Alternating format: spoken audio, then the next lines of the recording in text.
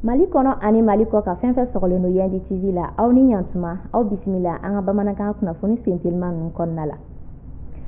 Ka sanga ni sogo sɔngɔ gɛlɛyali ye sugu kɔnɔnaw la, an ka jagoko ani bayɛlɛmafɛnw minisiri Musa Alassane Diallo ale ye maaw fara ɲɔgɔn kan ɲɔgɔn ye sira fɛ minnu ka baara ɲɛsilen do baganko ani sogow ko ma.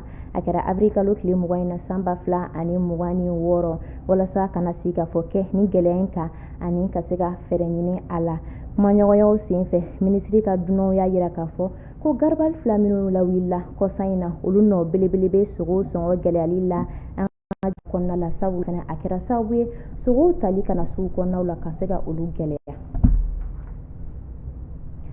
Avril kalo tile 17 tɛmɛlen san 2026 an ka douane brigade d'intervention mobile o cɛdon olu ye tigɛ kɛ camion dɔ la Bamakɔ dafɛ la dɔ la. Camion in kɔnɔ fɛn min bɛ yen n'an b'a fɔ ma ko mercure ni ale ye produit chimique dɔ ye min ni a kɔlɔlɔ ka bon kosɛbɛ adamaden ka kɛnɛya ani sigida lakanako la. U y'o dɔ ye a kɔnɔ ka taa fara o kan mugu pɛrɛnta caman ale ni détonateur n'o olu ye kɔlɔlɔba ye jama ka lakanaliko ma.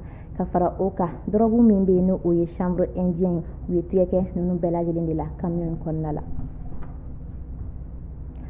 Lakɔli karamɔgɔ minnu ye tigɛnɔbila sɛbɛn waleya octobre kalo tile 15 san 2016 waatiw la olu ye préavis de grève dɔ don an ka baarako ani forobaca minisiri yɔrɔ k'u bɛna baara bila kɛ n'o ye grève ye min kuntala bɛna taa se tile 3 ma k'a daminɛ mai kalo tile 13 ka taa bila a tile 15 la ko n'u ka laɲiniw ma sabati. O laɲini ninnu na o dɔ ye u ka bɛnkan dɔ min n'o o tigɛnɛbilala u ni an ka ɲɛmaaw ni ɲɔgɔn cɛ.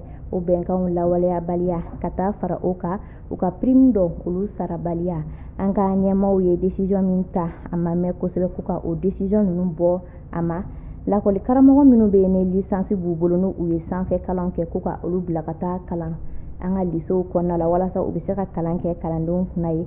Ka fara o kan ko ka yɛlɛma don an ka lakɔli karamɔgɔw olu ka degeli la u ka formation bɛ kɛ yɔrɔ min na ko ka yɛlɛma don olu la.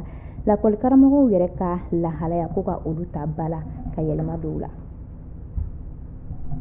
An bɛ kuma farikolo ɲɛnajɛ kan ka kunnafoni sentelima ninnu kun cɛ. Basket coupe du monde min bɛna kɛ septembre kalo tile 4 ka taa bila a tile 13 la a bɛ kɛ Berlin Allemagne faaba kɔnɔna la. Musolakaw fan fɛ ale tirage sort kɛra kunun tarata. O senfɛ an ka jamana n'o o ye Mali ye ale bɛnna groupe A ma a kɛrɛfɛ Allemagne jamana bɛ yen nɔ, Japon ale ni Espagne ani jamana ninnu de kan ka kari ɲɔgɔn na basketi sira fɛ. Ni ɲɔgɔndan in taabolo b'a yira k'a fɔ ni jamana min ni ale ye ɲɛmaya sɔrɔ a ka kulu kɔnɔna la ale de bɛ qualifier directement ka taa quart de finale kɔnɔna la. An bɛ dugawu don kɛ Ala ka garizɛgɛ ɲuman di an ka ni basketkɛla musoman ninnu ma. Ninnu de tun ye an ka bi kunnafoni sentelimaw ye. An sera ka minnu fara ɲɔgɔn kan ka lase aw ma ni wagati in na Yendi TV sanfɛ. An b'a fɔ aw ye ko aw k'an bɛn waati wɛrɛ kunnafoni sentelima wɛrɛw kɛnɛ kan.